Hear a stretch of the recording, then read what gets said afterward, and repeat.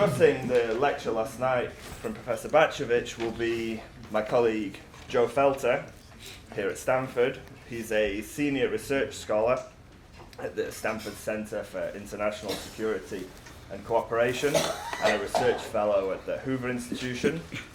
Joe retired from the US Army as a colonel in 2012 following a career as a Special Forces and Foreign Area officer, which included deployments to Panama, Iraq, and Afghanistan, where he commanded the International Security and Assistance Force, Counterinsurgency and Assistance Team. He's been the director of West Point's Combating Terrorism Center and has taught at the US Military Academy, Columbia, and now he teaches at Stanford, I think, from time to time, when I can get him to come to my classes. The second respondent gives me great pleasure to welcome her to Stanford. Tamara Kaufman-Witz is a senior fellow and the director of the Center for Middle East Policy at the Brookings Institute. Tamara served as Deputy Assistant Secretary of State for Near Eastern Affairs from the November of 2009 to January 2012, when she coordinated US policy on democracy and human rights in the Middle East for the State Department. She was central to organizing the US government's response to the Arab Awakening. And before the State Department, Tamara was a senior fellow at the Brookings Institute and conducted research into political and economic reform. She's previously worked at the US Institute of Peace, the Middle East Institute in Washington.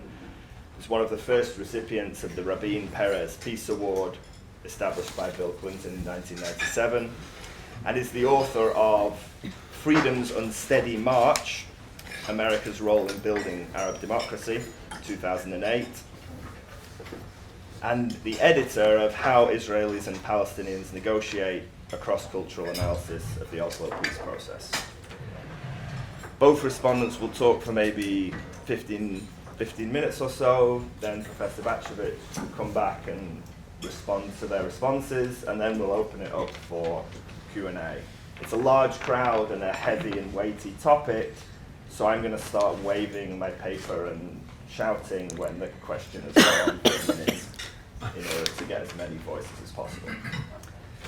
I had originally said 3 minutes, and then Professor Bacevich said, no, if you can't ask a question in 1 minute, I think he's absolutely right. So with that, I'd like you to join me in welcoming the two respondents, and then we'll hear from them. Thanks. So I guess I'll kick off. It's great to be here. Thanks for the invitation. And thanks, Professor Bacevich, for coming out here to Stanford. Obviously, given your background experience, I think you're just uniquely qualified. Am I not mic'd? I was mic'd. Hello. Or I have to pull out the old military background and talk a little louder. If I get mic'd, I'll quiet down. But obviously, Professor Bacevich's background and experience makes him a real role model and inspiration for me, given how I kind of came to academia through a circuitous path. We got a brief summary of his remarks last night, so I won't go into that. But let me restate one very provocative statement that Professor Bacevich made last night to kind of put it all into context. He makes the case that the collection of the forays in the Middle East region since 1980 can best be termed as America's war for the greater Middle East. And with regard to this war, he said, in his words, "We have not won it, we are not winning it, and simply pressing on is unlikely to produce more positive results next year or the year after." Okay, regarding America's war for the Middle East, we can say only one thing with certainty. It will not end anytime soon and has become self-perpetuating. So on that very optimistic note, I thought I'd provide some comments on yesterday's lecture and pose a few questions that left me to stimulate some of the discussion that we'll have here today. Again, I think given my background, I'm going to emphasize some of the military aspect of his lecture and leave it to my colleague Tamara to talk about some of the regional dynamics that are at play. And again, given I think here's today's familiarity with the later part of this war for the greater Middle East, I'll focus even more on the kind of events leading up to 9/11 and just afterwards. So let me begin with the first of the four fundamental questions that Professor Bacevich poses and covered in his first lecture. This first question is pretty straightforward. He asks, what motivated the U.S. to act as it has in the greater Middle East. This is just straight international relations theory, safeguarding, pursuing our national interests. At the beginning of this war, as President Carter acknowledged, our vital interest was access to energy, access to oil. This was 1980. In more recent years, I think this has transitioned a bit to the denial of sanctuary and support for terrorism. America's gotten involved in the greater Middle East and elsewhere in the world because of our political leadership determined to be in our interests. Some have been enduring, like access to oil, and some a little bit more transient, which we've seen over time. But I'd like to key on the second and related question that Professor Bacevich asked, and that is, what have civilians responsible for formulating policy and soldiers charged with implementing it sought to accomplish? Now, this is not so straightforward to answer. It's a bit tougher. Professor Bacevich suggests that the objectives and actions of our senior leaders often diverge from the appropriate pursuit of our national interests. At least that was my takeaway. For example, in explaining the Bush administration's initial plans to respond to the 9/11 attacks, Professor Bacevich claims, and I quote, "Ultimately, the war's architects were seeking to perpetuate the privileged status that most Americans take as their birthright. Doing so meant laying down a new set of rules, expanding the prerogatives exercised by the world's sole superpower, and thereby extending the American century in perpetuity." Pretty powerful. In this case and in some others, I actually think that Professor Bacevich may give the U.S. government and its leadership a little too much credit. Actually, it strikes me the U.S. policy was at a time, was before, and continues to be somewhat muddled and more accurately viewed as jumping from crisis to crisis versus a calculated master plan to perpetuate the privileged status of Americans. And even the name of the America's War for the Greater Middle East, I think it might be more accurately called America's Wars, plural, in the Greater Middle East, because I just don't think there's been a lot of continuity. There's been a lot of events that you can wrap up into this time period, but I would say these are wars in the Greater Middle East, not America's War for the Greater Middle East, if it suggests there was some master plan. But I do suspect that the Bush administration did take advantage of a culture of fear that existed after 9/11, which was an approach that, admittedly in retrospect, appears somewhat or very much naive. The neoconservative worldview shared by some influential policy advisors at the time held that American hard power could be employed to expand the spread of representative governments around the world, enable some kind of democratic peace theory assumption to take effect. I mean, it looked like we were actually trying to operationalize the democratic peace theory, spread democracy, and no one will fight each other. So what's not to like about that in principle, right? But I think the reality of the challenge of actual democracy promotion, as I believe Professor Bacevich will point out tomorrow, and perhaps tomorrow will today,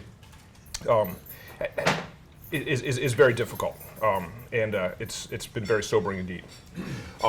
Professor Bacevich alluded to this last night, but I would argue that the intentions were good of our senior leaders at the time, and I know this is a sensitive topic, or at least we're not as devious as some imply that they may have been.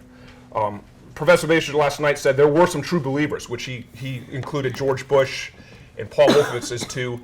But others perhaps more sinister. Not my words, but he mentioned the Vice President and the Secretary of Defense at the time, so I didn't have to say their names.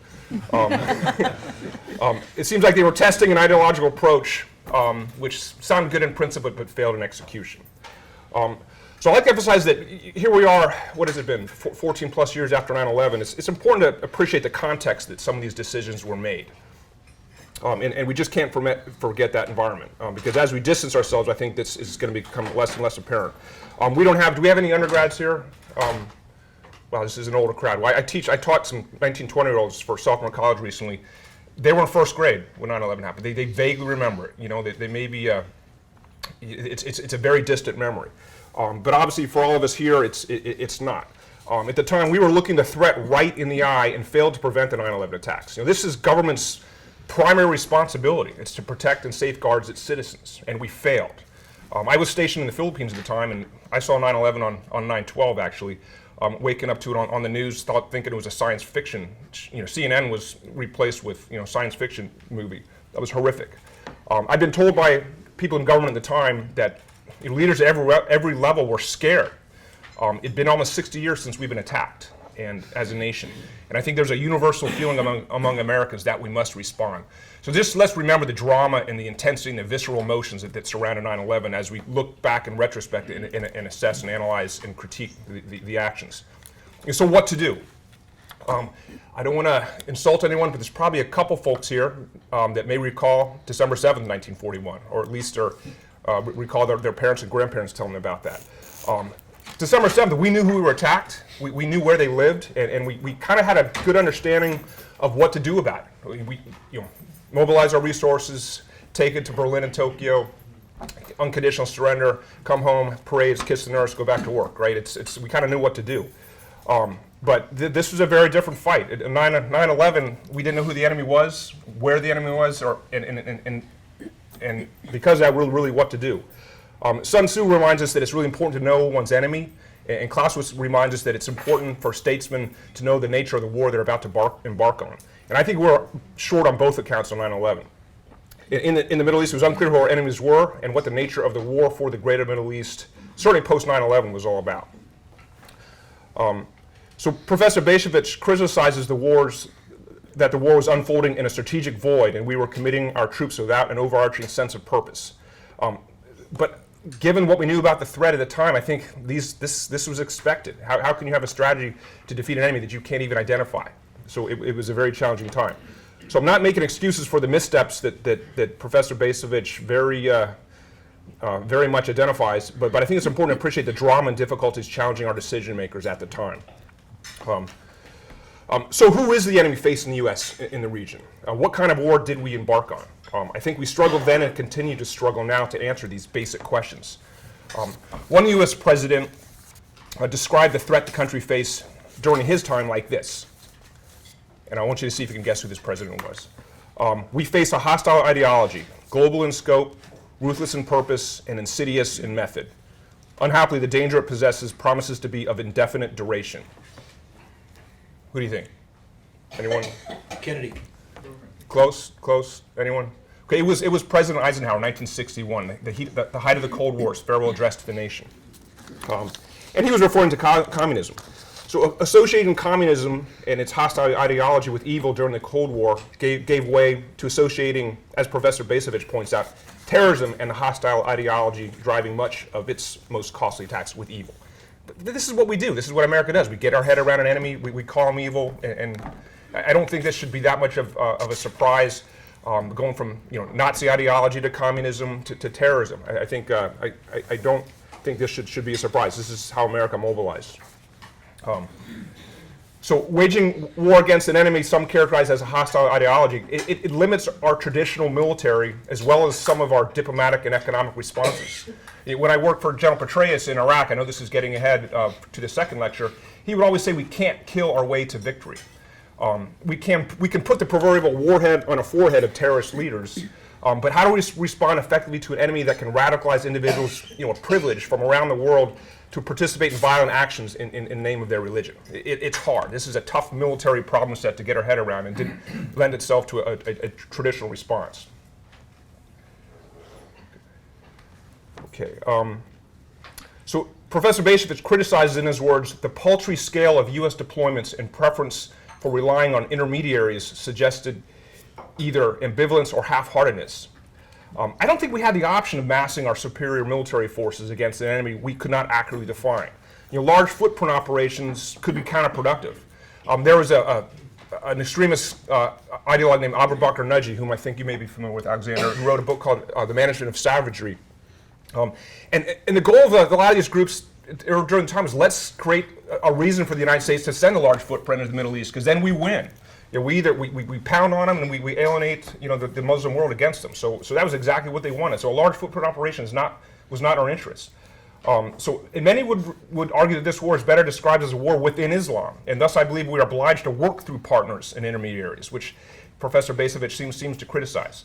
If you want to discredit and delegitimize a hostile ideology, it can only be achieved internally. Folks that look like me and our allies, well outside the Islamic community, aren't going to have any success doing that. And I don't know where the time's going, so I'm going to have to speed it up here. Okay, so Professor Bacevich provides some devastating criticism of what the U.S. government has done and failed to do in its protracted war for the greater Middle East. And the U.S. certainly has made and continues to make its share of mistakes in pursuing its interests. Absolutely. So not to excuse our political leaders from accountability, but these were very difficult problems to address. So given this, Professor Bacevich, I think we would all appreciate, in hindsight even, some thoughts on what you think U.S. policy makers and political leaders should have done, could have done better, and this may be constructive and maybe kind of inform some of our discussion later. So in my remaining time, just over 5 minutes, I'll posit, or 3 or 4 minutes, I'll posit a few questions that your remarks left me with. Beginning with oil, while energy dependence would have been preferred, the reality, certainly in 1980, was that our economy, wow, did I just do that? Our economy, I was getting the hook. Our economy and way of life was dependent on access to oil. So the question would be, should this have been a vital interest, and if so, what was the optimal, or at least a more appropriate way to pursue and safeguard this interest? Okay, next question, responding to terrorism. Professor Bacevich says, Operation Enduring Freedom had dispersed but not destroyed the Taliban and al-Qaeda. Bin Laden himself remained at large. Nothing had been decided. The Afghanistan war was destined to continue for many years to come. But I would ask everyone to separate the war to take down the Taliban from the war to occupy Afghanistan. And Professor Bacevich even supports the notion that the war to take down the Taliban was very successful. It was an extraordinary operation that had a lot of success. It didn't eliminate the terrorist threat, but had al-Qaeda on the run, dislodged the Taliban. So given that, my question would be, what is the best way to respond to acts of terrorism committed against U.S. citizens and our allies around the world, especially given that the large majority of which, and this may be sensitive, were and continue to be planned, resourced, and executed by entities from within or connected to the greater Middle East? Limited objectives and avoiding, do we need to have limited objectives and avoid moving the goalposts? I don't know. Last couple of questions. Responding to global terrorist networks. You criticize the term global war on terror, or GWAT as the acronyms for them. I remember spending 3 years in the Philippines where we said we put the G in the GWAT. We put the global in the global war on terrorism, kind of tongue-in-cheek. But the truth is, we expanded our global response, the Horn of Africa, partnerships around the world. And the question would be, can we ignore the fact, or would you disagree with the notion that global terror networks require global pursuit of these networks? How do you fight a global networked enemy? And lastly, whole of government and the nation response. Professor Bacevich remarked that while greatly enlarging the scope of America's war for the greater Middle East, the Bush administration did not expand the role allotted to the American people. The state would not exact new taxes or expect shared sacrifice. It would not impose conscription. Everyday existence was to continue as usual, the president charging Americans to enjoy life the way we want it to be enjoyed. I don't know. I deployed to Afghanistan for my last tour from Stanford. My wife and kids at home, no one knew had any idea that we had a war going on. No one seemed to care. But I would argue in the same way that Israel quickly responds to terrorist incidents in their country, they do not want to let the terrorists know that they're impacting their way of life. Maybe that's a good thing. And Professor Bacevich, you seem to say that it's a bad thing that the way the president responded at the time. I understand the need to raise awareness of the war and close the gap between our military and the rest of our society, but I'm not sure that a draft's the best way to do it. So the question would be, would we have been better served by a much more expanded level of response to 9/11, burdening our economy with war taxes, or diluting the quality and professionalism of our armed forces with a draft in an effort to get the nation more vested in the effort? I kind of would argue no, but I'd be interested in how you respond to that. A last real general question, open-ended question. I wonder if you believe the world is better with an American bias for action, even at times misguided, or inaction. Think Rwanda, response to Rwanda, Russian adventure, and those types of things. And a return to isolation. So there's perils and pitfalls expected with each option. I wonder which one you would come down on. So concluding thoughts, and I know I'm about a minute over here. So you remark that while any war of even modest scope is fought for multiple purposes, the overarching aim of Bush's global war on terrorism was to unshackle American military power. I'd say by any measure, it was not an unshackling. Some would argue that we actually showed some restraint. I mean, there was no equivalent of D-Day. There's no equivalent of the Dresden bombings. There was a lot of restraint. Maybe a Trump administration will consider options, heaven forbid, but to this point, we have shown some restraint. I think a lot of that is driven by, we don't know who to target. If we could mass our forces and exercise and leverage our military capabilities, we may have, but I just don't think that it was really feasible. And I don't see that we have unleashed or unshackled American military power to the degree I think that you imply here. And I will wrap up here with a couple more points. And you don't say this, Professor Bacevich, but I just want to make one plea that it's it's not hard to question the decisions of a number of presidents and senior leaders and the advice that were provided them.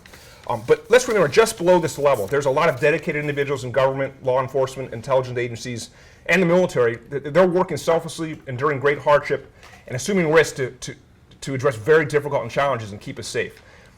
Many potentially devastating attacks have been thwarted or deterred, many more than I think the public's aware of. So if you look back on this time frame, a lot of mistakes, but there's been successes thanks to a lot of hardworking men and women out there trying to keep us safe. So I think we need to hold our political leadership accountable and avoid making some of these serious miscalculations that you highlight. But let's not let these senior level strategic missteps taint the selfless service and contributions of so many who deserve our thanks and support. So wrapping up, this war may not end soon, but honest and objective assessment of the decisions that led us here and kept us at wars is critical. I think this type of candid discourse that we're having here today, Professor Vacevich's upcoming book on the topic, it can identify opportunities to implement better policies, reduce costs in the near term, and ideally help this war end sooner. So Professor Vacevich, thank you for your own service, for your family's sacrifice, and your ongoing efforts to contribute to these important ends.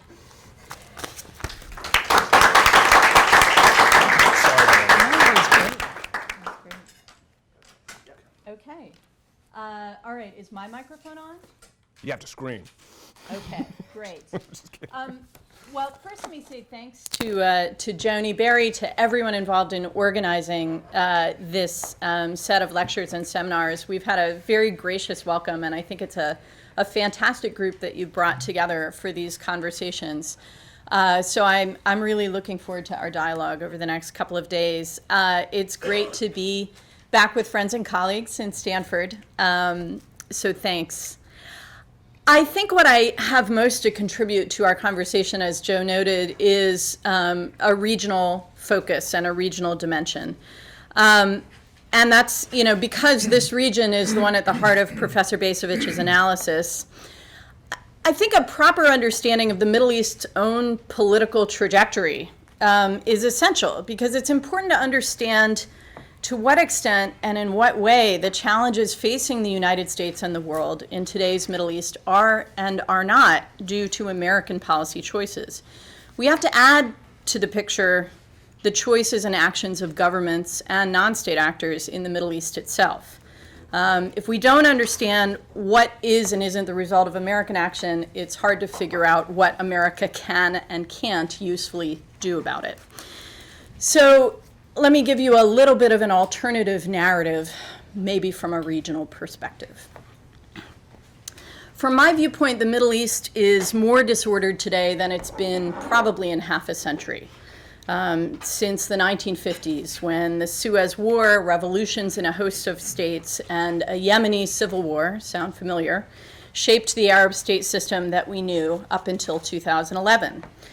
Today's disorder came about because of long-building trends, long-brewing problems in the region that undermined the authoritarian bargain by which these states maintained control over their own societies.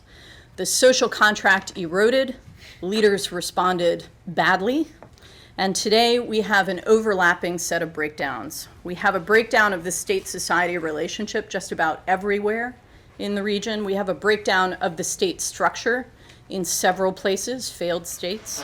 And we have a breakdown in the state system, the regional geopolitical order of the Middle East. From my perspective, the dilemma for American policy in the region today is pretty clear, which is that for the last several decades, the U.S. has behaved in the Middle East as a status quo power. And today there is no status quo left to defend. Let me lay out why that's my view. Professor Vacevich began his history last night with the Carter Doctrine as the moment when the United States first committed military force to this endeavor. And as he said last night, he's telling a military story. But I think it's important to understand the U.S. role in the Middle East in light of an incredible non-military achievement in the years just before the Carter Doctrine, the Camp David peace accords between Egypt and Israel. This peace treaty solidified a crucial strategic goal for the United States, the marginalization of Soviet influence in the Middle East. And it produced another major strategic achievement, which was an end to the era of major interstate war between the Arab states and Israel. These wars in 1948, 1956, 1967, 1973, in other words, one in every decade, were deeply destabilizing. They drew in external military and political actors, France, Britain, the Soviet Union, as well as the United States. And they threatened the security of the Suez Canal as a channel for America's global military presence, for energy resources, and for global commerce. So these wars had been avenues also for radicalization of regional politics, for the generation of terrorist violence, back then mostly secular leftist terrorist violence, against European and American targets. Egypt's peace with Israel meant that these threats were curtailed, and I think we just can't undervalue the importance of this American diplomatic success. The Camp David peace accords were also, of course, the culmination of a process that began in 1971 when Egypt's president Anwar Sadat kicked Soviet military advisors out of his country. So from 1979 on, the United States was the unchallenged hegemon and the ultimate security guarantor for the status quo in the region. So it's correct to note, as Professor Bacevich does, that the Carter Doctrine was a reaction to the Islamic Revolution in Iran, the threat that might pose to global energy flows, the threatened expansion of that kind of Islamic radicalization in the Arab world. But it was also a culmination of this process of establishing America's position as regional hegemon. In 1979, there was, for a period of time, a question as to whether Iran could challenge that status quo. But I think it was resolved within just a few years. And although the United States has always hoped that it might see the Islamic Republic of Iran fall to internal dissent, it hasn't invested any serious resources in making that happen. And indeed, in the Algiers Accord that ended the Iranian hostage crisis, the United States committed not to intervene politically or militarily in Iranian internal affairs. So from 1979 until 9/11, the U.S. presided over a status quo coalition of actors in the region led by Egypt, Israel, Saudi Arabia. And the U.S. during this period was primarily interested not in changing the Middle East, but in keeping it the way it was. It was a geopolitical order in that region that served American interests well, and we liked it. The problem, from my perspective, is that Carter and those who followed him sought to defend a status quo that was actually built on shifting sand. Beneath this coalition of seemingly stable autocratic rulers in the Middle East were societies that were undergoing fundamental change, not as a result of American military intervention, but as a result of demographic shifts, economic globalization, and revolutions in information technology. By 2001, when the terrorist attacks on our soil led Americans to refocus attention on this region, these failings were increasingly evident. And now I'm skipping ahead a bit because Professor Bacevich only teased last night the Bush and Obama eras in American foreign policy, and we'll hear more about it tonight. But in this sense, I think we can say that President George W. Bush was a revisionist in his decision to invade Iraq. He believed that in order to defeat the radical ideology of al-Qaeda and its ilk, it was important to, as the administration at that time put it, drain the swamp, deal with the underlying conditions, the grievances that gave this movement its power. And primary among those grievances was the oppressive rule of Arab dictators. So to defeat al-Qaeda, he needed to overthrow the Taliban, overthrow Saddam, eliminate terrorist safe havens, and address these grievances of young Arabs and Muslims. That was certainly one motive for the Iraq War, and, by the way, for the non-military part of the Freedom Agenda, which it's important that we remember. This involved using tools from trade agreements to development programs to diplomatic pressure to encourage reforms in the rest of the Middle East. But I think there's another way to look at the decision to go into Iraq as well. From the perspective of the region's geopolitics, Saddam was a revisionist, threatening the status quo. Iraq's dictator had sought to revise regional power relations in his favor in at least three different ways: by invading neighbors like Iran and Kuwait, by sponsoring non-state actors who engaged in subversion in other countries and carried out terrorist attacks, and by pursuing a program to build weapons of mass destruction, which, let's remember, he used not only on Iranian troops, but also on his own civilian population. The first Gulf War sought to reverse his revisionism in Kuwait and deter any future such actions. The sanctions regime, combined with the no-fly zone, the inspections, and occasional strikes after that war, sought to contain him. But as the sanctions coalition weakened, and evidence from inspections suggested a continued covert WMD program, many in Washington, not only ideologues, but also realists, made the judgment that this revisionist actor could no longer be deterred or contained. His threat had to be eliminated. There were also a number of voices in the region who looked at Saddam this way, as a long-standing challenge to the regional status quo that had to be resolved in a definitive manner. Now, we can quarrel with the intelligence data and analysis that led to that view. We can quarrel with the unwillingness to accept the risk and take a wait-and-see posture. We can quarrel, perhaps most of all, with the way in which the Bush administration chose to prosecute that war. But I think it's worth acknowledging that from the perspective of many of its authors and many American partners in the region, the war on Iraq in 2003 was, among other things, a war to eliminate a deeply destabilizing threat to the regional status quo. Naturally, the change wrought through America's military force in Iraq had far-reaching effects, devastating effects for hundreds of thousands of Iraqis and for thousands of American families back home. It created conditions for a sectarian bloodbath. It lent both space and motivation to extremist Islamists who built a terrifyingly dark vision of their desired future and who had room to begin to try and realize it. But there's one thing that the invasion of Iraq in 2003 did not do. It did not destabilize the existing state system in the Middle East. It did not create the Arab Spring or the chaos and violence that we see in Syria and Libya and Yemen today. It didn't create jihadi violence. As Joe noted, that's been a longstanding problem in the region, although it certainly gave it new forms. And it didn't even create sectarian violence in Iraq, although, as I said, it made that violence possible on a horrific scale. So let me take my last few minutes to talk about what did happen that created such disorder and violence in the Middle East today. I think that this view, like Professor Bacevich's analysis, reveals a number of significant flaws in American policy, but I think they might be different flaws than those he focused on, and they suggest different policy prescriptions. Now, for a lot of younger Americans, especially those who supported President Obama's agenda in 2008 and after, they may ask, like the talking heads, how did we get here? How did we get from a president who came into office determined to, as he put it, close the door on a decade defined by 2 wars, to build new civilian partnerships around the world? How did we get from there to failed states and civil wars and ISIS and renewed American military engagement in Iraq and now Syria?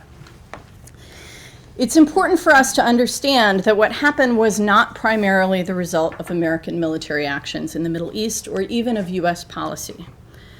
The Arab uprisings, the civil wars, and extremist violence that followed were the result of a combination of local and global trends, indigenous societal developments and forces of globalization that reshaped Arab states in fundamental ways.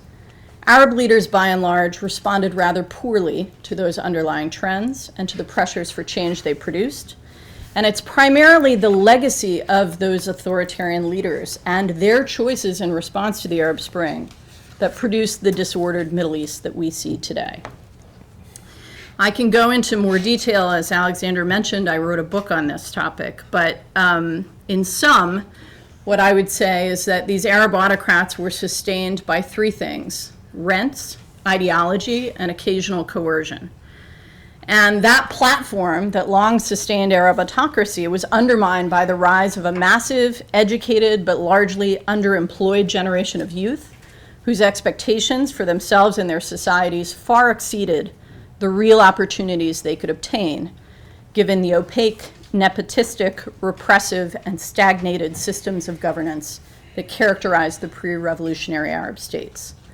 Left with few effective tools of control Arab governments saw increased expressions of dissent and fell back on increased coercion to suppress them. And this breakdown in the social contract between ruler and ruled, this cycle of dissent and repression, is what produced the Arab uprisings. There's no question that the United States was deeply challenged, and I witnessed this firsthand during my time in government, deeply challenged by the political change in this region whose status quo it had long protected. It was deeply challenged, as it was in Iran in 1979, by the popular overthrow of a key autocratic ally in Cairo. And I don't think that the US government has managed those challenges well. But the US did not create the uprisings, and the US response to the uprisings in Libya, or its lack of response in Syria, did not create the wars in which ISIS is now thriving. Dictators did that. It's no accident that Syria and Libya are the most disordered and violent parts of the Middle East today. These are the places where leaders ruled in a personalized manner. They undermined, in Gaddafi's case, eviscerated existing state institutions, existing social institutions, to keep their populations divided and perpetuate themselves in power. And then, having failed to act in a manner that could have prevented mass popular uprising, they sought to repress their people through the use of force. Instead of restoring order, these brutal, power-hungry, and short-sighted men broke their crumbling states to bits and drove their societies to civil war. Speaking just logically, it doesn't make sense that American intervention in Libya and American non-intervention in Syria can both be blamed for the same outcome of civil war and extremist proliferation. What explains these similar outcomes is what the two cases have in common: the legacy of authoritarian rule. It is Gaddafi who destroyed the Libyan state, over 42 years of brutal dictatorship. But somehow today it seems that democracy and NATO share the blame. I think it's fair to say that if NATO had not intervened, Gaddafi would still have faced a violent, ongoing insurgency, and that Libya today would look even more like Syria than it already does. So we can say that George W. Bush's mistake, perhaps, was to believe that the underlying socio-political ills of the Middle East could be addressed militarily. Perhaps President Obama's mistake was to decide, after a somewhat half-hearted effort to influence them, that they couldn't be addressed by the United States at all. But in both cases, American leaders, properly in my view, saw the root of the problem facing America in the region as resting in the soil of the region's political dysfunction, not in America's uses of force. Professor Bacevich's argument seems to suggest that the American people and our leaders need to think differently about what problems in the world should be addressed by America's use of military force abroad and how we use our military force. He also suggests in his critique of President Bush's response to 9/11 that we must rethink our own society's attitude toward an engagement with the American military. These are provocative, deeply important questions. They are deeply important arguments that we need to have as a national community. But to the extent that those arguments rest in an evaluation of today's Middle East disorder and the role of American military force in creating it, then I fear those arguments don't hold up well to the regional evidence. In sum, there's a problem when we make ourselves too much of the story. There's also a problem when we fixate our attention on extremist threats and not on the underlying problem of order in the Middle East that enables extremism to operate. I have my own sense of what's required to restore order, to marginalize extremism, to return this region to some form of stability and to offer its beleaguered people some hope for the future. But I think that's probably a topic beyond our scope today. Thanks very much.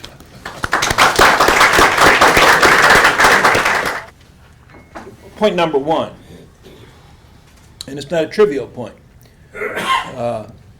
My discipline is history. I'm not a policymaker, and the story I was trying to tell was a historical account. Now, my version of that history is indeed highly critical. And I don't somehow, I hope I don't imply that had I been in a position of authority in 1980 or 1991 or 1998 or 2001 or 2003 or 2006, that everything would have been hunky-dory. Because clearly, the immensity of the problems that U.S. policymakers were dealing with were so great that to some degree the considerably unsatisfactory consequences that they produced can be understood. So I'm a historian, I'm not a policymaker. In general, it seems to me the burden of the commentaries is inviting me to come into the policy realm. Point number one. Point number two, and again, to me this is important, and maybe it's not, but both of the commentators, but particularly Joe, I think, glides rather quickly over the first 2 decades of what I'm calling America's War for the Greater Middle East, and tends to focus on the post-9/11 period. And to tell you the truth, I expect about 99% of our fellow citizens, if you say war in the Middle East, war in the Greater Middle East, war against radical Islam, that mentally, that's where they are. They are, well, there was 9/11, and since 9/11, a whole sequence of events has occurred. One of the points of my history is to say that's not good enough. That we deceive ourselves in very important and significant ways if we begin this narrative on 9/11. Not simply that U.S. policy, that the United States has been involved in the Greater Middle East prior to 9/11, but again, more importantly, from my point of view, as a military historian, that we've been involved militarily in significant and I think counterproductive ways prior to 9/11. And one can only appreciate the dilemmas that we faced after 9/11 if also incorporating those military actions that occurred between 1980 and 2000. So in my narrative, what happened on Carter's watch, Reagan's watch, Clinton's watch is just as important as what happened on George W. Bush's watch and President Obama's watch. I think that was the second point. The third point, Joe said, I think, we didn't know who the enemy was. Now again, this is referring to 9/11 and its immediate aftermath. I disagree. We did know who the enemy was. I mean, that is to say that the Bush administration rather quickly identified the perpetrators of the 9/11 attack. And indeed, it was not some great secret. It was public knowledge. It was Al-Qaeda. It was this criminal gang of conspirators who had taken advantage of our folly, our refusal to undertake the most basic security measures on our transportation system, and therefore allowed 19 punks with box cutters to perpetrate this crime. But we knew who the enemy was. Now it seems to me that what then happened, what the Bush administration then did, and foolishly did, I would say in retrospect, is to muddy the waters about who the enemy was. And we ended up defining the enemy far more broadly than simply Al-Qaeda. Why? I think in part, in a way, to try to legitimize a military agenda that looked far beyond simply preventing a recurrence of 9/11. I mean, one only has to look at the January 2002 speech when President Bush identified the axis of evil that was going to be targeted by subsequent U.S. military operations, an axis of evil, none of whose members had any involvement in the 9/11 attacks. So we did know who the enemy was. But when we declared this global war on terror, we chose to define the enemy far more broadly. Let's stick to that enemy, however. I mean, what might have been done other than follow the course that we followed? Well, if the enemy is Al-Qaeda, if the enemy is simply an organization, if the object of the exercise is to prevent any further attacks by this organization, well, what approach might one have taken? At the time, a very famous military historian by the name of Michael Howard, a Brit, published an article. I believe it appeared in Foreign Affairs. I can't remember the date. October, November, not October. Might have been November, December of 2001. And when she said, you don't go to war against terrorism. You can't eliminate terrorism any more than you can eliminate evil, as the president said he wanted to do. But you can target specific organizations. I mean, how would one destroy Al-Qaeda? Well, one thing you would do would be undertake punitive action. So when you found them, where you found them, you'd go kill them. How long would it take to kill all the members of Al-Qaeda? How long would it take to find them? It would take some considerable period of time because it'd be difficult to target. But with sufficient effort and with sufficient cooperation, because other nations of the world also opposed Al-Qaeda, we could have done that. More broadly speaking, and if you want to prevent another 9/11, maybe the answer to the problem is not simply embark upon a global war, but to erect more effective defenses to keep the bad guys out. I mean, God forbid that we should have another 9/11 or anything like that, but we haven't since the time. Should we attribute our success in averting another attack to the sacrifices of American men and women in Iraq and Afghanistan? Or should we credit it to the TSA and the FBI and other law enforcement, domestic security agencies that have now erected barriers to terrorist attack that frankly simply did not exist, that we didn't bother to put up in our arrogance until 9/11 actually happened? So I think we knew who the enemy was. I think we chose to take our eye off the ball for reasons within that in the Bush administration. And I think there were, in fact, other options available after 9/11 that would have made a global war unnecessary. Point number 3, again, this gets into policy realm. Joe said, "Okay, smart guy, what would have been a better approach?"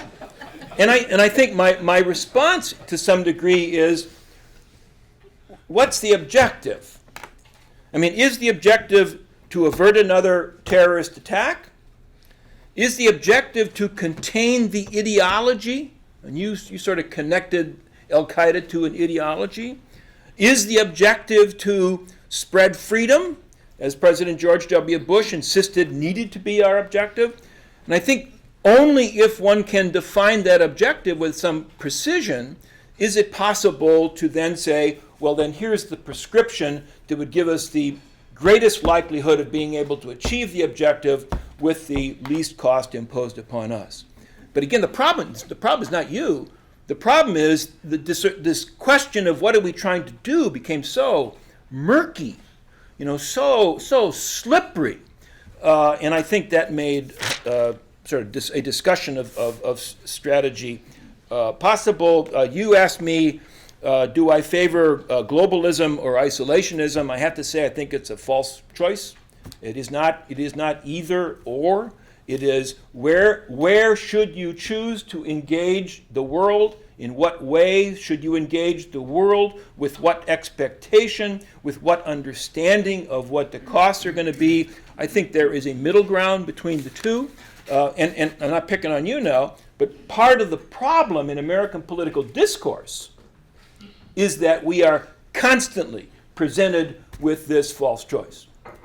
That either it is, we must be the world's leader, there is no alternative to American leadership, or, well, I guess you want to just, stick your head in the sand and return back to 1938. And that's a false choice. It would be nice if in our politics there was a discussion of what that middle ground was all about. There's not. You questioned my statement about unshackling American power. I mean, I think from your point of view, it's, hey, wait a second. If you look at the way the United States employed military power, again, this is particularly after 9/11, there was restraint in the sense that we didn't level places we could have leveled. So there was a certain amount of restraint in the expenditure of ordnance, if you want to put it that way. When I said that I think they were unshackling American military power, I was specifically referring to the Bush Doctrine, which to my mind is the most nefarious and truly evil American doctrine that's been propounded since I don't know what. I mean, let us understand, the Bush Doctrine is a statement of policy that claims for the United States the prerogative of employing force in anticipation of a possible threat to the United States. Not that the threat exists, but that we perceive a circumstance in which a threat may exist at some future time, and therefore we claim the prerogative today to go eliminate that threat. And we insist that nobody else should enjoy that prerogative. Now let us understand that preventive war was explicitly condemned at Nuremberg. And indeed, let us understand that until 9/11, the United States was among the leading nations of the world that forswore preventive war. Even when we were being cynical and dishonest about it, we insisted that we would never use force except as an absolute last resort. We insisted that our purposes in the 50s, in the 60s, in the 70s were completely defensive. The Bush Doctrine overturns that tradition. And as much as one can say, well, this is our prerogative, but not anybody else's, guess what? The Bush Doctrine radically transforms norms regarding the use of force. Now, why the hell do we think that Putin is going to think that he is bound by restrictions that the United States of America thinks itself unbound by? Last point for Joe, absolutely. Let us not imply in any way any criticism of the American men and women in arms sent to implement policies that I personally view to have been fantastically misguided. My point is not to blame the soldiers, the Marines, the sailors, the airmen that we've sent on these futile undertakings. My real point is to say, why are we the people not more outraged at the way our American men and women in uniform have been abused and misused? And how dare we collectively say things like, yeah, we support the troops, when the troops in fact have been radically abused? So I don't blame the troops. I do wish to hold accountable both the civilian policymakers and the senior military leadership, which has been complicit in our ill-advised policies. Now, Tamara makes a very, very good point, and I didn't make the point, so it's very appropriate, and that is to say, hey, look, it's not as if everything that's wrong in the greater Middle East is somehow directly a result of American military action.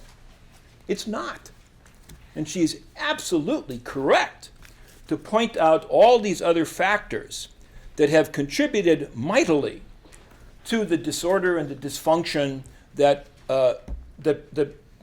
prevails in the region today. She said, I think at the beginning of hers, the region is more screwed up today than it's been in the last 50 or whatever years. I use more diplomatic. But I think where she and I would differ is that, maybe it's a different of emphasis, acknowledging that there are many other factors involved in creating the conditions that exist. My view is, guess what? U.S. military involvement in the region is also one of them.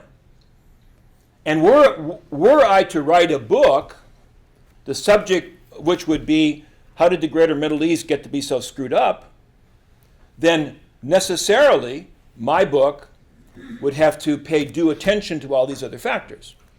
But my book is a book on the U.S. military history in the greater Middle East.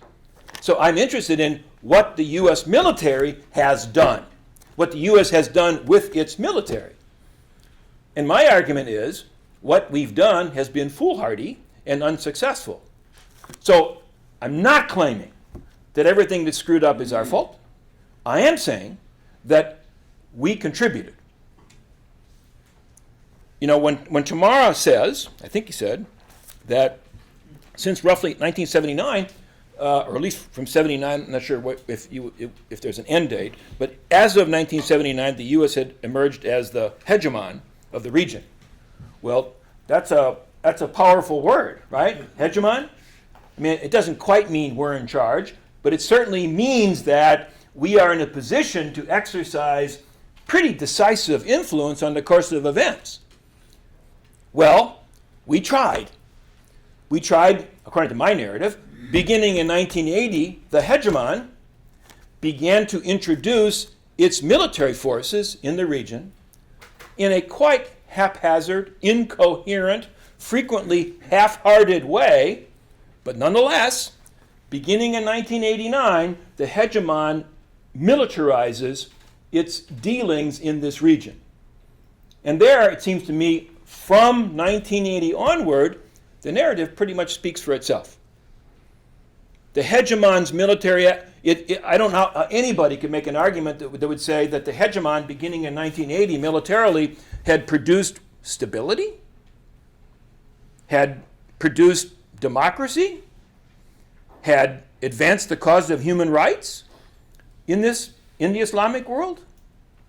The evidence is simply not there. I guess one could make an argument that the hegemon's military actions were somehow irrelevant because the other factors that Tamara points to would be more important. You can make that argument. Or you can make the argument that along with those other factors, U.S. military power and the way it was used simply helped to make matters worse, which would be my view. This is another thing that goes back to the whole question of the chronology and framing the narrative. Tamara referred to, as many other people would, I think, to the war of 1990-1991 as the first Gulf War. It wasn't the first Gulf War. It was the second Gulf War. The first Gulf War was the war of 1980 to 1988. And why is it important to acknowledge that the first Gulf War is the war of 1990 to 1988? Because the hegemon, us, we had our fingers all over that war in utterly incoherent ways.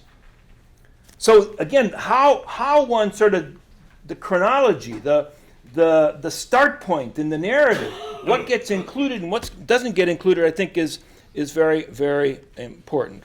I think Tamara said, and she will correct me if I'm mistaken, that what we call the Iraq War, which is really the third Gulf War, the war of basically 2003, 2011, I think you said did not destabilize the region, did not create jihadi violence, did not create sectarian violence.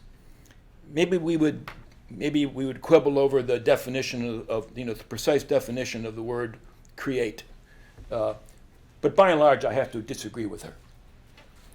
I mean, Saddam was one hell of a bad guy.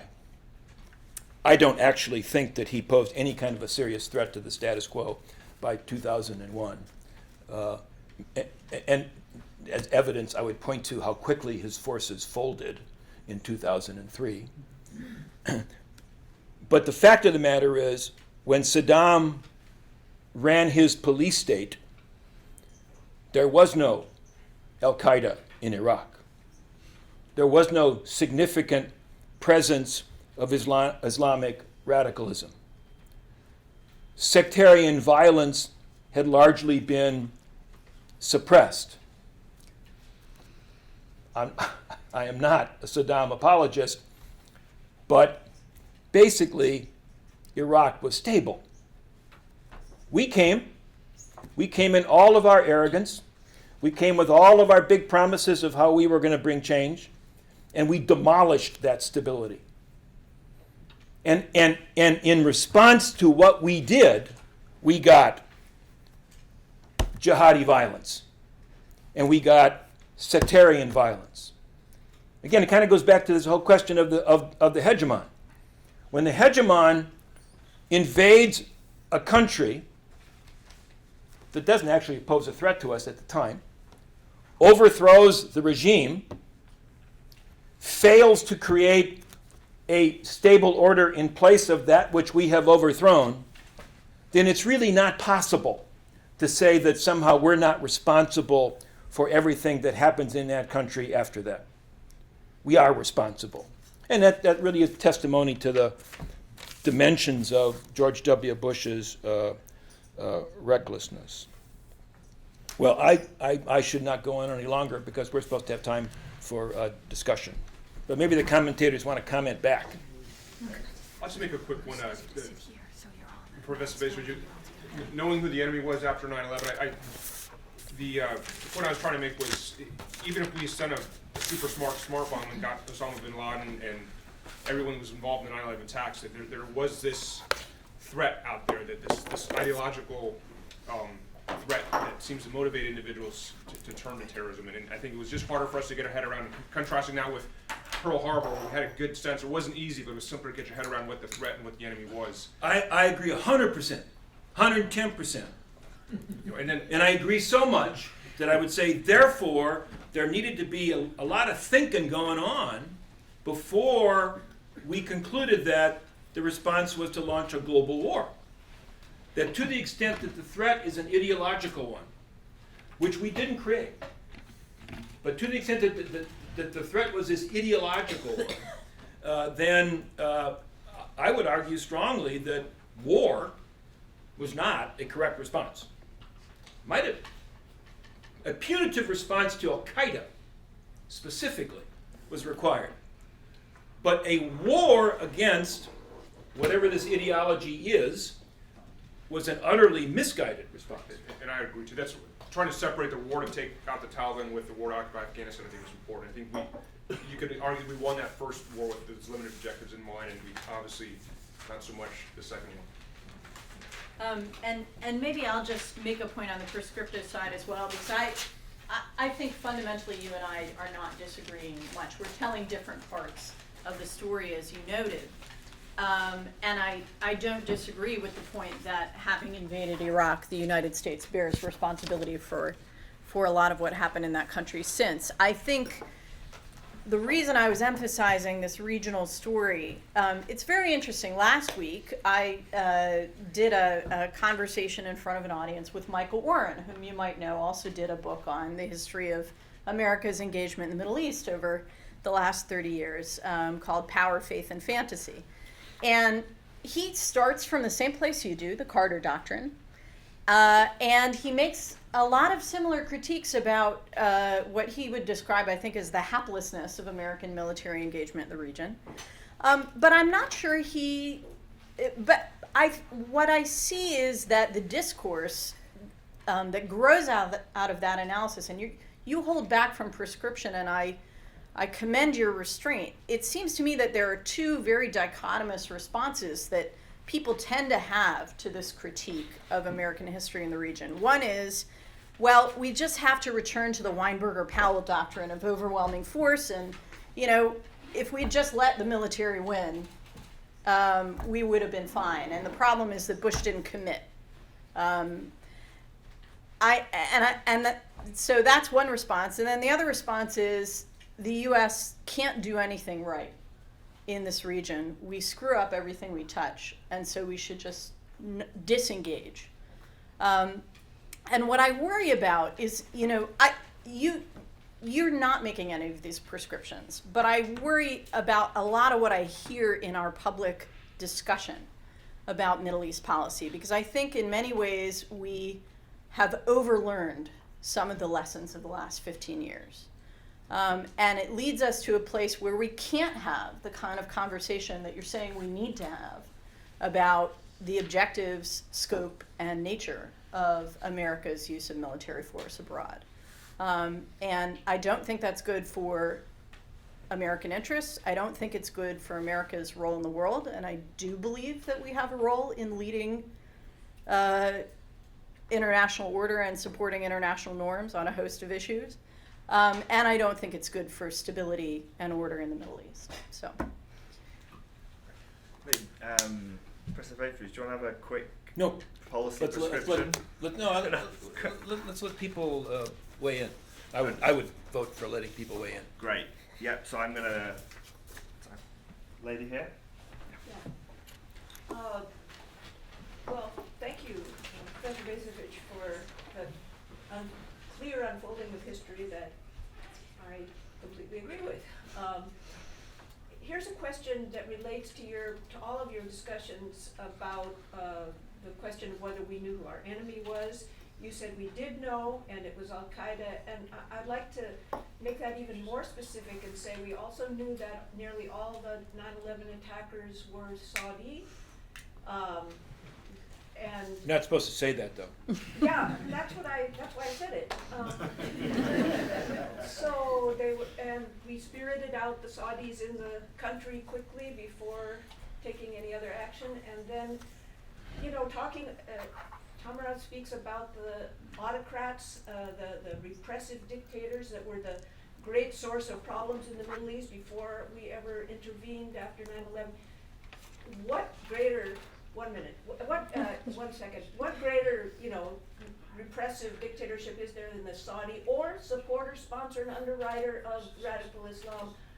We never turned towards Saudi Arabia in our response to 9/11. Why was that? Well, I think my answer would be that two parts. The first would be that Franklin Roosevelt had struck a bargain with the King of Saudi Arabia, was it 1944 or 45? Early 45? 44. I think it was 44. 44, in which we had committed ourselves to protecting the monarchy in return for privileged access to oil.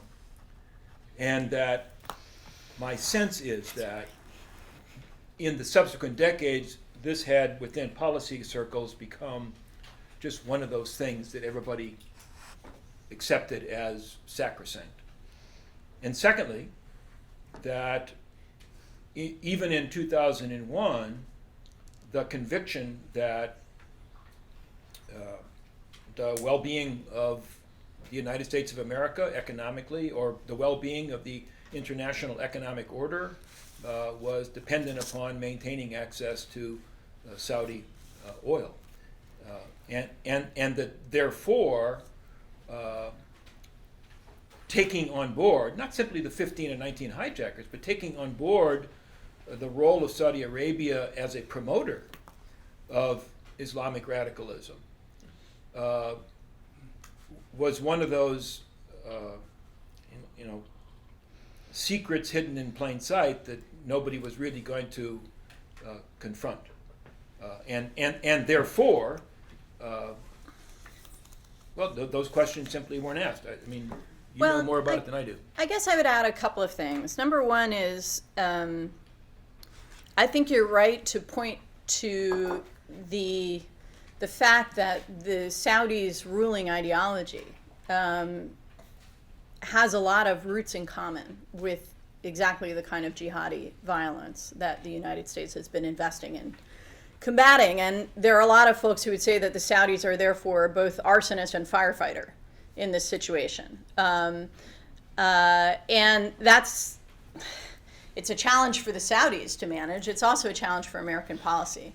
There was and there is. Do you yourself agree with that characterization Of arsonist and firefighter? Yeah, I think historically that's accurate. And I do want to say, though, there was and there is a lot of bilateral engagement on precisely that issue, trying to mobilize the Saudis precisely because they claim this legitimacy in Orthodox Sunni Islam, to mobilize them on behalf of delegitimizing interpretations that justify violence. But it is a huge issue.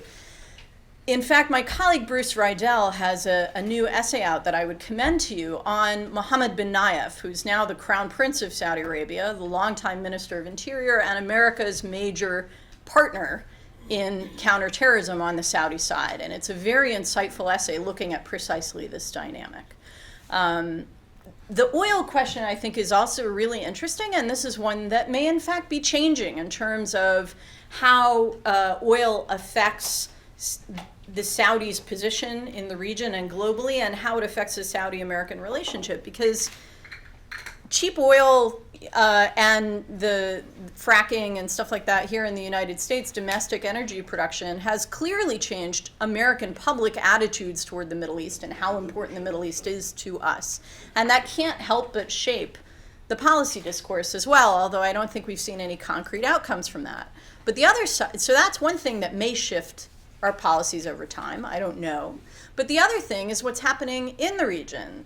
Saudi Arabia and the other oil-producing states of the Gulf rely on a certain level of global price to subsidize their own domestic order.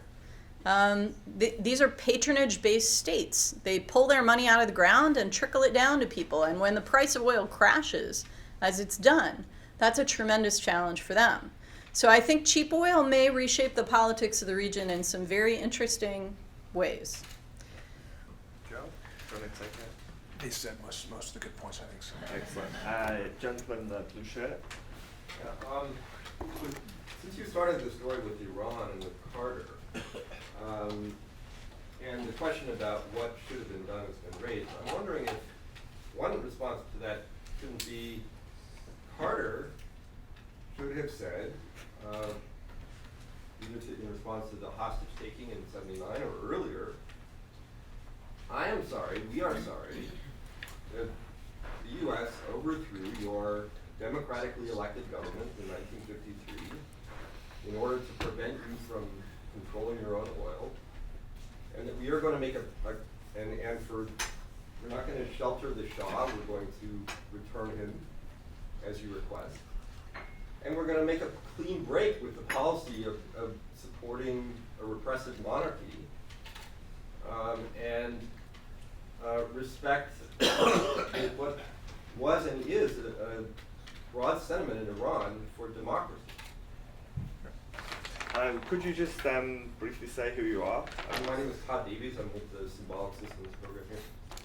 Great. And our previous questioner was Linda Professor. Hess from the Department of Religious Studies. That's right. So we all know who we are. Well, they didn't represent democracy in 1979, 1980. It was an Islamist revolution. It's really more With- democracy with- than it was before. Well, Well, it is today. Well, your question was, why didn't President Carter, circa 1980, say, let me confess the sins of my country and apologize for it, and bury the hatchet? As much as I'm a critic of U.S. policy, I don't think that was plausible on a number of counts. One of which was. And I believe the Islamic Revolution of a republic of today is substantially different from what it was back in 1980. Back in 1980, it was a revolution. I mean, it had revolutionary aspirations that would not have been conducive to maintaining order and stability in the region. In '78 and '79, it was unclear what kind of revolution Okay, let's keep the It was like let's ISIS. keep I was the there. let's keep the panel. People here, ISIS is new. Let's for keep me, the it's new. let's keep the panel talking after the questions. It's all right. First ISIS was 79. Madam, I'm sorry. just saying that. We're gonna have no Time to no discussion. follow-up questions. If that's okay. Just That a- goes together with the I hand informed you. waving. Professor, No, we're done. That's Yeah. good. is there Another anyone question? else on the or- Iran? No, I think. Carter.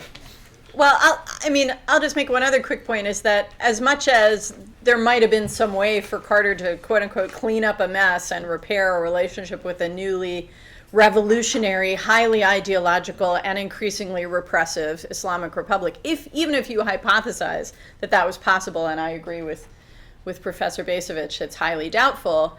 The one thing the United States didn't want is to have to face that situation again anywhere else. And at the very same moment that we were dealing with Khomeini in Iran and the hostage crisis, we were seeing Khomeini pronounce this revolution as one that he wanted to extend throughout the region, actively engaging and trying to promote such revolutions in the rest of the region. And, cleaning up in Iran you don't want to open the door to having to deal with the same thing across the Gulf in Saudi Arabia. So why would the United States have done that? Another question? Yeah, the gentleman there. My name is Padraig Roy, and I've been a journalist in the Middle East, and I'm now in the history program here, first year in the PhD program. As historians are always very leery of monocausal frameworks. We heard two of them asserted here today. The real problem here is within Islam. The instability in the Middle East is the overwhelming fault of local strongmen in the Arab world. And a third that none of you, of course, have been propounding, that the U.S.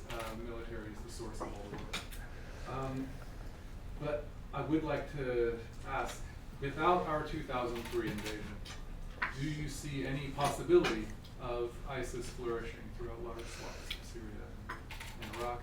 And second, really quickly, what kind of specific action, including non-action, which is also kind of action, would you advocate in prosecuting America's interests in the region from Morocco to Pakistan? One specific example. Want to start?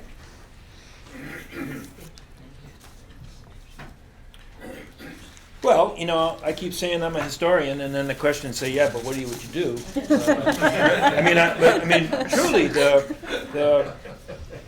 back to Iran briefly. I think it was roughly a week before the takeover of the U.S. Embassy in Tehran, Zbigniew Brzezinski, Carter's national security advisor, met with the Iranian prime minister and foreign minister in Algiers. Secret meeting. They were there in town for something else. And Brzezinski said, "Hey, look, we have a lot in common. We want to work with you. You need to tell us how we can establish a viable relationship." Now, he didn't say, "I'm so sorry we overthrew the, Mossadegh," but there was a clear effort, despite the fact that there had been the Shah's overthrow, to reach out to the other side.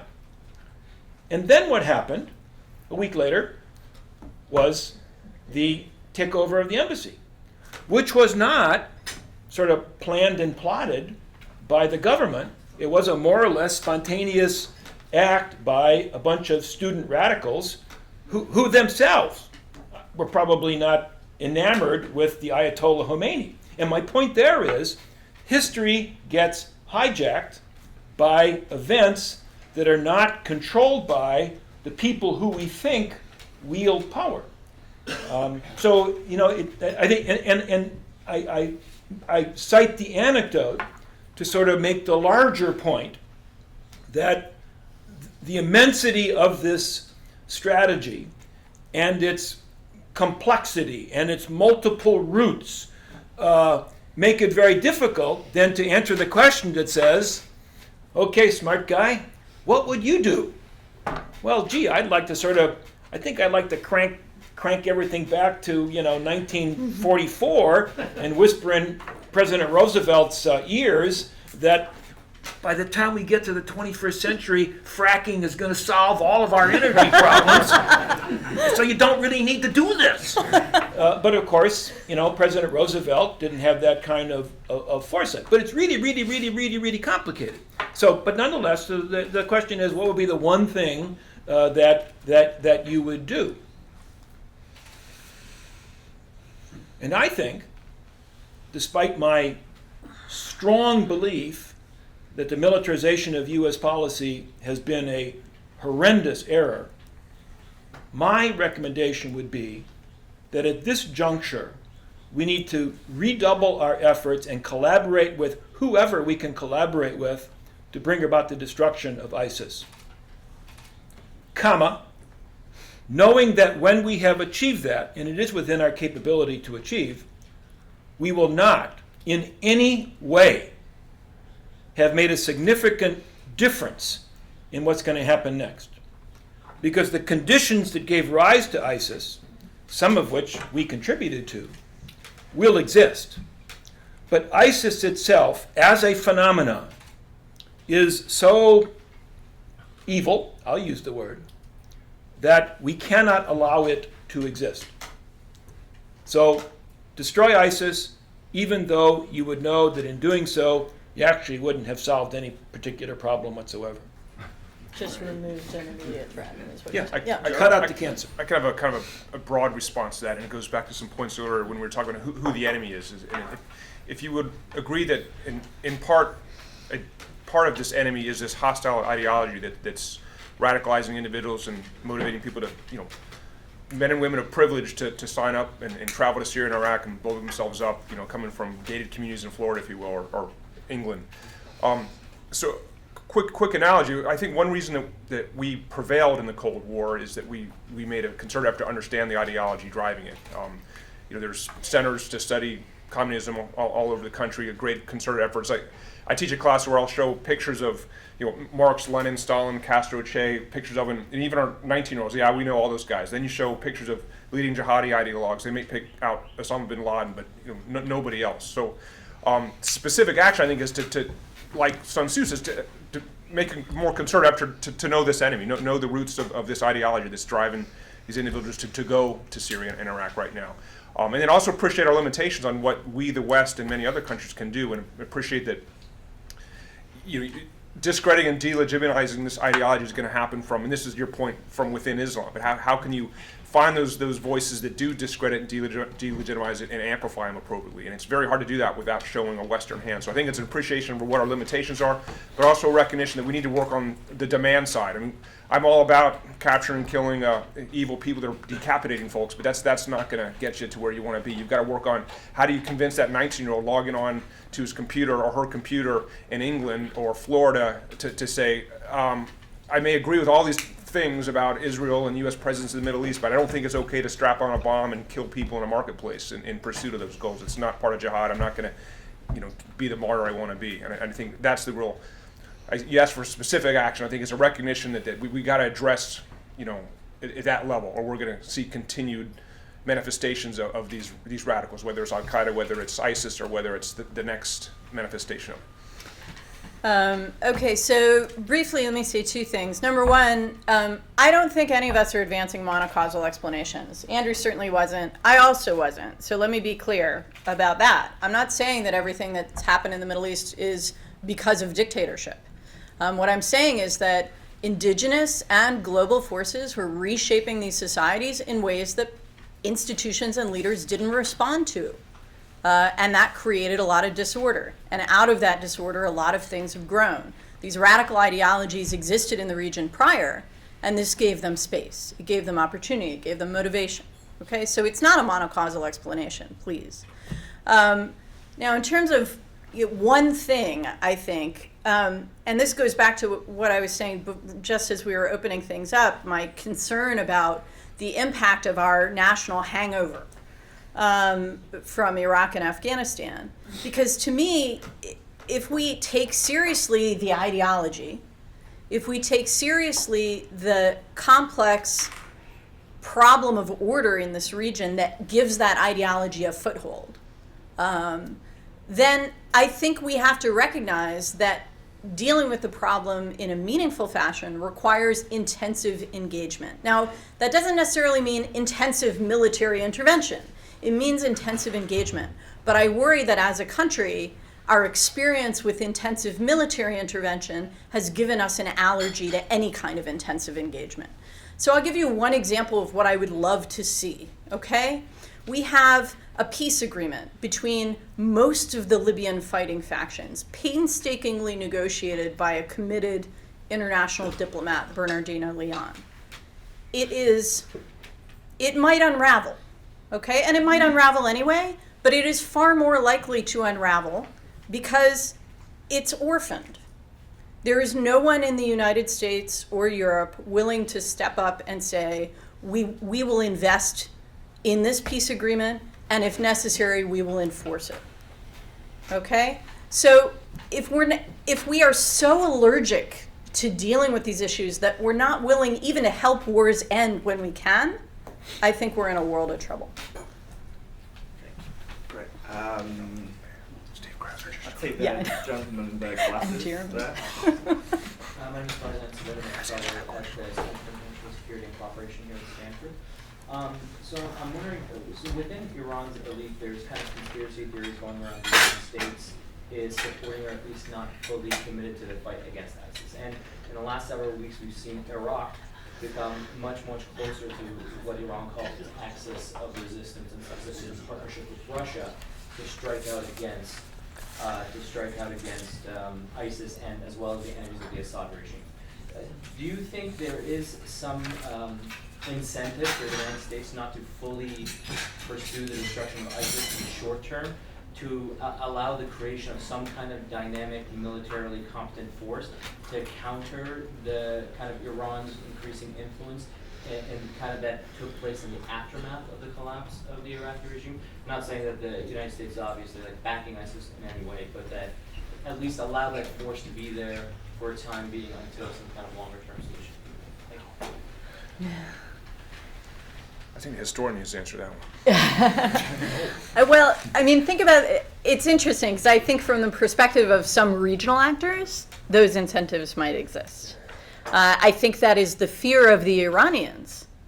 I also think that sadly it's the reality for a bunch of Iraqi Sunnis who feel like they have nowhere else to go except to ISIS because they don't believe the government in Baghdad is really going to protect their interests, and they don't believe that the Sunni states around them are going to give them an alternative to ISIS, or the United States is going to give them an alternative to ISIS. So I agree that dynamic is there, but I think it's primarily a local dynamic.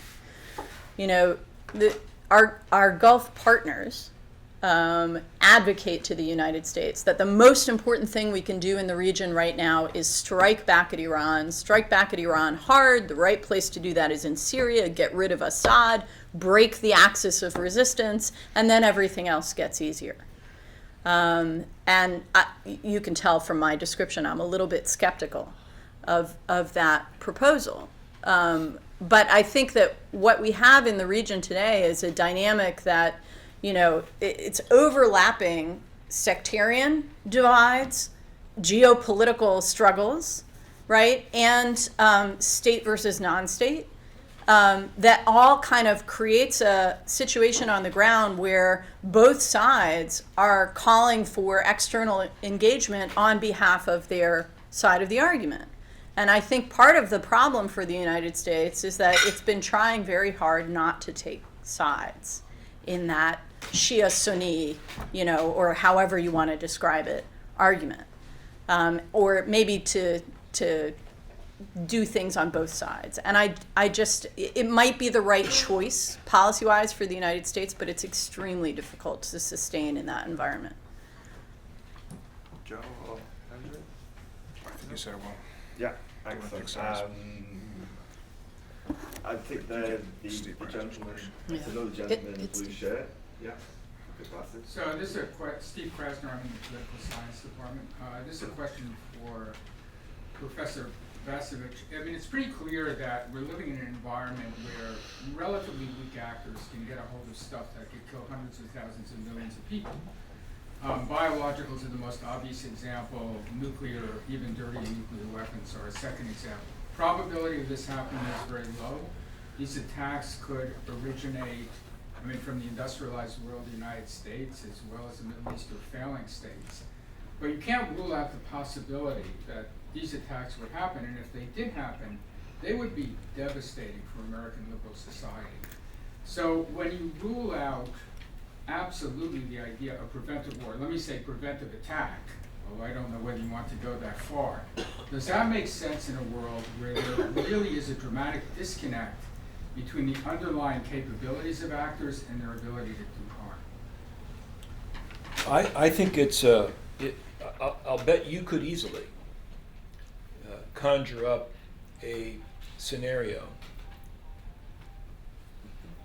where some sort of where we gain knowledge of some sort of catastrophic attack being on the verge of happening. And you would be my national security advisor, and I would be the president, and you would come in and tell me that. And you would say, yeah, but Bacevich used to criticize the Bush doctrine. And I would say, to hell with that. We're going to attack that and take it out. The difference, I think it's an important difference, is that I would not first go on television and say, here's the Bacevich doctrine that we're going to implement implicitly, going to become a basis for future action.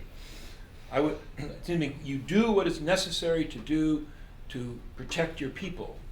The error that President Bush made was in making a grandiose statement of American policy that basically said, this is what we are going to do from now on. I think that was, and then implementing it in Iraq of all places, where there was no particular threat emanating from. So I think it depends on circumstances. Is that a reasonable answer? Yeah, but it does contradict what you said about, we should never do this. We should never engage in preventive attacks. We committed ourselves not. No, well, if I said that, then I apologize. I guess I shouldn't have said that. I think what I said was that the Bush doctrine of preventive war, was reprehensible and a mistake, and I'll stick with that. Tomorrow, Joe. Yeah, I think that's war. No, gentleman there. Yeah. It's fascinating, Don Emerson, Asia Pacific Research Center. It's fascinating to notice the way we've been dancing on the border between history and policy. And I understand that you as a historian are reluctant to be driven over the line into policy. But it does seem to me fair to suggest that any historian has to be aware of counterfactuals, things that did not happen, and has to have a fairly sophisticated answer to the question of the relative plausibility of counterfactuals. Now, in your presentation last night, if I can just perhaps too brutally summarize it in a few words, it seems to me that you were arguing that American policy over the period of time that you dealt with yesterday has been unselective and indecisive. That raises a counterfactual. Could there have been any point in that history when an opportunity arose to be selective and decisive that was not taken? And what is the plausibility that the road not taken might have been taken? And if I go back to last night, the one counterfactual that did come up implicit in your remarks was the Second Gulf War. Mm-hmm.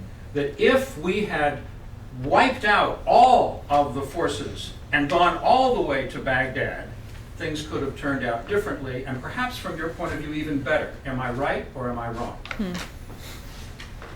Actually, I think the one explicit counterfactual was the 10 minutes or so that I devoted to describing Jimmy Carter's effort to offer an alternative to militarizing U.S. policy in the summer of 1979. I think that was the road not taken. The road not taken was a road that said, rather than go down the road where we have to change them, let's go down the road where we change ourselves. Could it have been taken?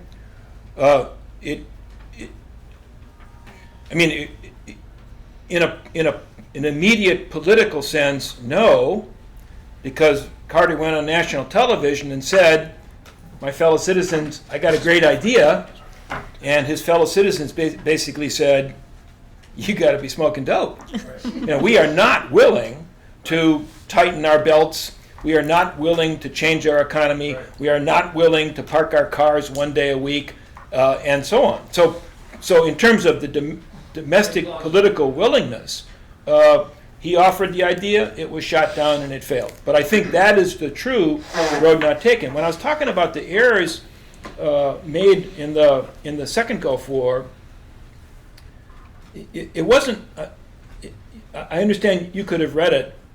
A listener could have thought I was saying, well, if we just gone to Baghdad, that would have fixed everything. I don't really believe that.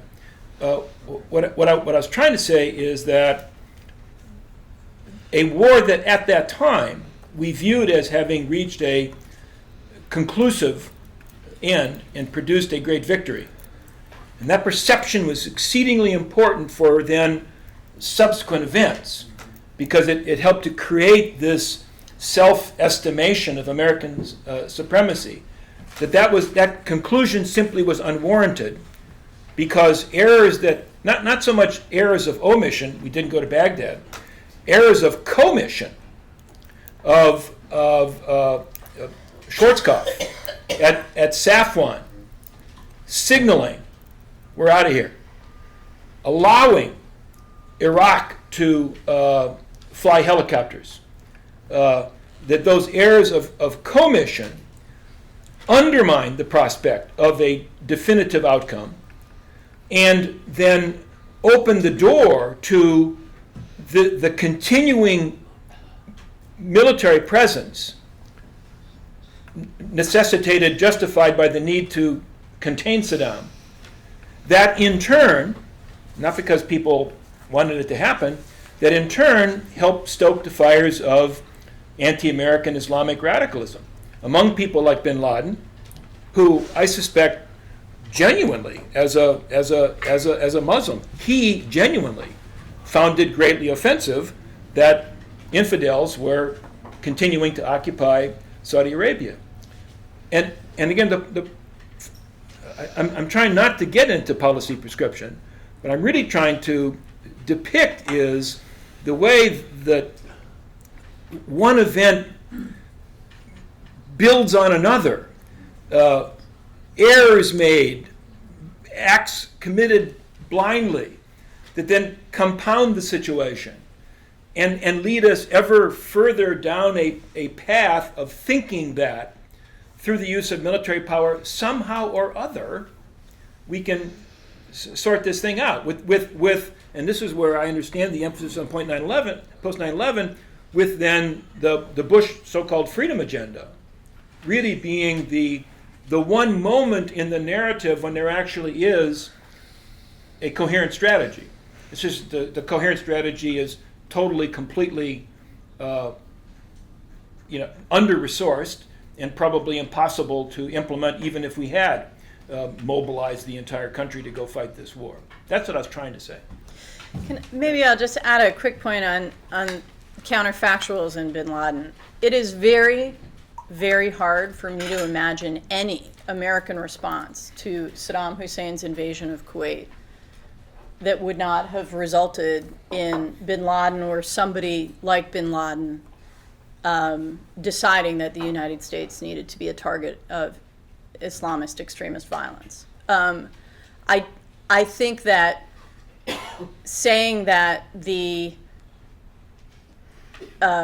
necessity, the unresolved nature of that 1991 war and the continued American military presence in Saudi Arabia is what provoked al-Qaeda to turn its attention to the United States is confusing a proximate excuse with a cause.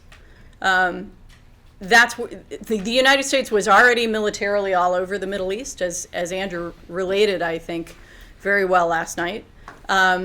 Jihadists were already talking about the United States as the supporter of these unjust dictatorships, as the primary influence on the power structures that surrounded them, and as the ultimate target, and for ideational and philosophical reasons as well as for geopolitical reasons. And I just think we really have to get away from the idea that somehow our putting troops in Saudi Arabia is what made Al Qaeda attack us.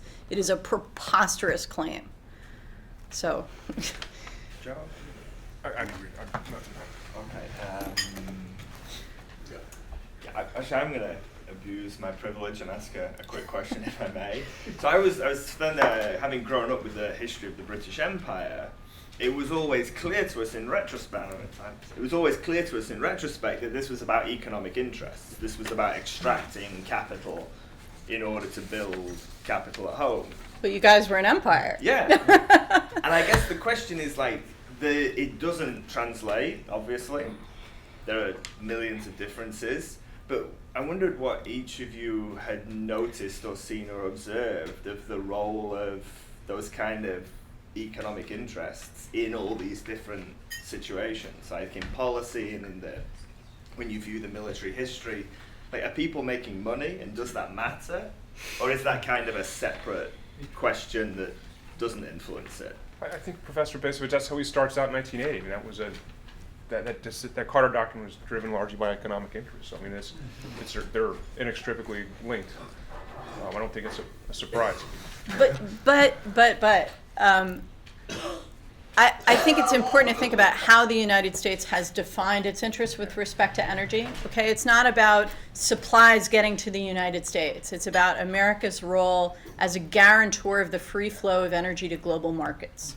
Okay, go take a look at President Obama's UNGA speech in September 2013. He articulates precisely that way. And that's a pretty consistent way of framing the American interest. It's not about defense contractors. It's not about our oil companies. It's not even about our cars.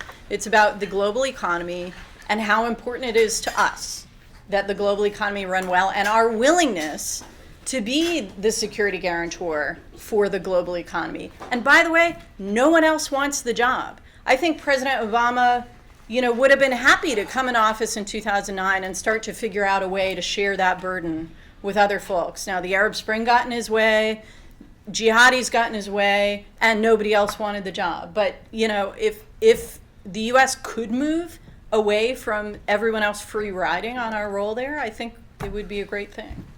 Yeah, but we won't. And we won't. But again, we're getting to the sort of the danger of causality. Yeah, it had to do with oil. Yeah, we're not protecting our oil alone. We're trying to protect everybody else's oil, the developed world, so that the international economy can function. But beyond that, we establish this position. We assign ourselves the role of being the protector of the global economy, because that's a way of then establishing our claim to being the global leader. Absolutely.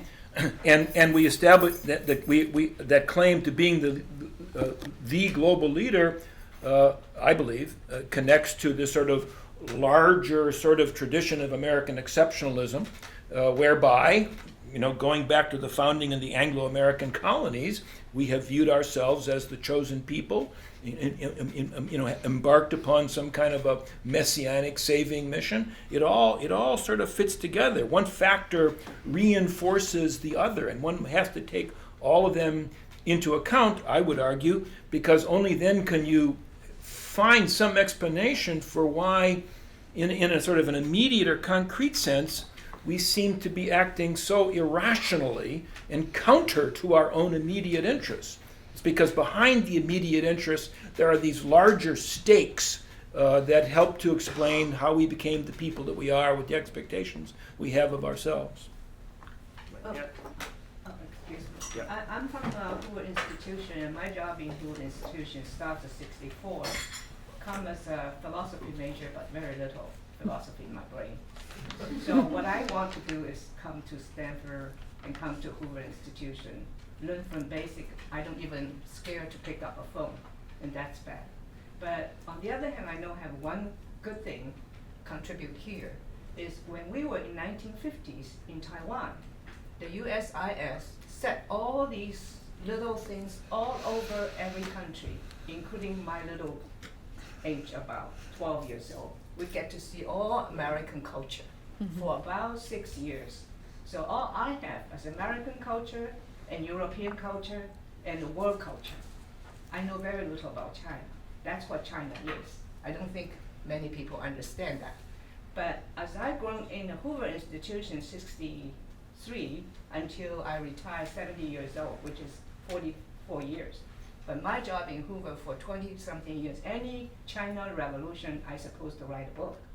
June 4th movement, 45 to 64, 45 to about all the academic achievements, all the government achievement. I'm trying to make it short. But my feeling about the three speakers, for the first one, I'm very, very attentive to listen all the dates and the names and the point, but not the emotion, I must say. The emotion part is not in the librarian's view. It's supposed to put in any of the major book or major presentation. That's why I mentioned the elementary point is America need to put emphasis on childhood, 12 years old until high school graduate. Make them know the world, make them know what other countries benefit that we need to learn. It doesn't mean I don't love China. I just love China as much. But I want to know what all the other countries, where's their capital, where's their president, all that kind of thing. So you learn in the before high school. And then when we write a book, we're not supposed to have any emotional language in my book. I reject to publish a book in Stanford Hoover Institution.